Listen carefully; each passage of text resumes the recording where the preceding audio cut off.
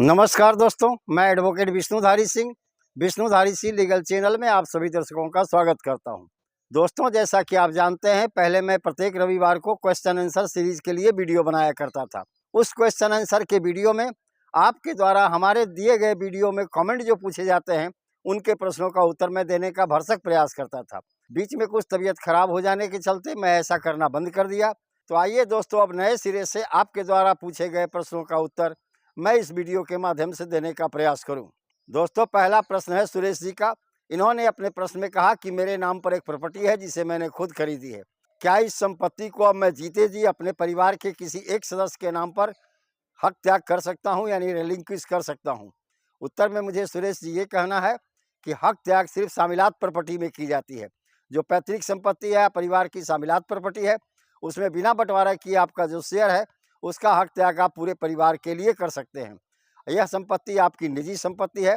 आप इसे दान कर सकते हैं या किसी के नाम पर वसीयत कर सकते हैं, न कि इसका हक त्याग हो सकता है। अगला प्रश्न है शीला जी का। इन्होंने अपने प्रश्न में कहा कि मेरी बहन ने धोखे से मेरा नाम नामांतरण पर नहीं चढ़वाया, जबकि यह संपत्ति मेरे दादाजी की पैतृक संपत्ति थी।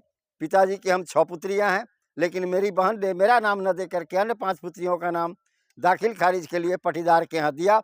उन 5 बहनों का नाम पट्टीदार ने दाखिल खारिज कर दिया। अब मैं क्या करूं? मेरे लिए क्या उपाय बचा है? मैं पट्टीदार के पास जाती हूं। पट्टीदार कहता है कि आपका नामांतरण अब नहीं हो सकता।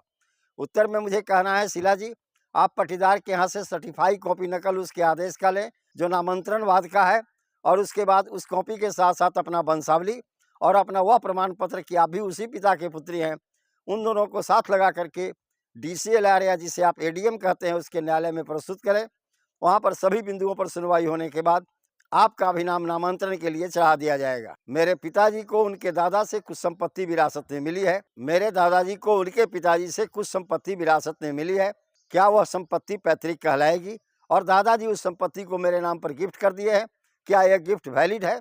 उत्तर में मुझे कहना है नारायण जी, नहीं, यह संपत्ति पैतृक तो नहीं कहलाएगी, लेकिन यह संपत्ति शामिलात परिवार की संपत्ति है। चूंकि यह संपत्ति आपके दादाजी की खरीदी हुई नहीं है, यह संपत्ति आपके दादाजी को उनके पिताजी से विरासत में मिली है। ऐसी परिस्थिति में आपके दादाजी को कोई हक नहीं था कि किसी एक पोते के नाम पर संपूर्ण संपत्ति को दान कर दे। इसमें अन्य उनके बाल बच्चों का भी शेयर है। अगला प्रश्न है संजय जी का। इन्होंने अपने प्रश्न में कहा कि मेरे पास मेरे पिताजी की एक नोटराइज वसीयत है। 29 साल पहले यह वसीयत एग्जीक्यूट किया गया था।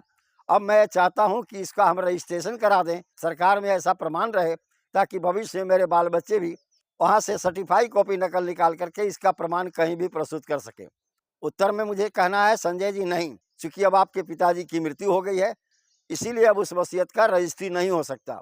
आप इसके लिए चले जाए डिस्ट्रिक्ट जज की कोर्ट में, और डिस्ट्रिक्ट जज के कोर्ट में उस वसीयत के आधार पर प्रोवेट फाइल करें, और जितने लोग उसके पक्षकार हैं या जितने लोग उसमें इंटरेस्ट रखते हैं, उन सभी लोगों को उसमें पार्टी बनाएं। प्रोवेट का लेटर ऑफ एडमिनिस्ट्रेशन जारी हो जाने के बाद आप उस संपत्ति के मालिक बनेंगे और आपके बाल बच्चे भी उस संपत्ति के मालिक बने रहेंगे। डिस्ट्रिक्ट जज के कोर्ट में सारा प्रमाण मौजूद है। आप उस लेटर ऑफ एडमिनिस्ट्रेशन का सर्टिफाई कॉपी नकल निकाल करके भविष्य में प्रमाण हेतु सुरक्षित रख सकते हैं।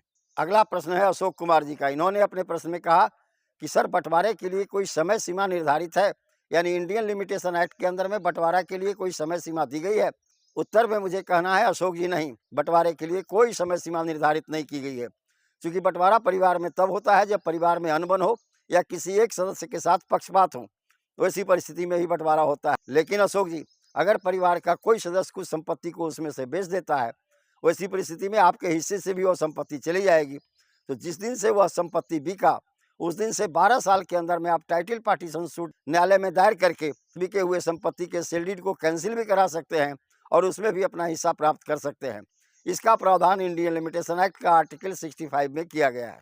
अगला प्रश्न है सुमीर जी का। इन्होंने अपने प्रश्न में कहा कि मेरे गिफ्ट को एक बार चैलेंज किया जा चुका है, क्या अब उसी गिफ्ट को दूसरा व्यक्ति उसको चैलेंज कर सकता है?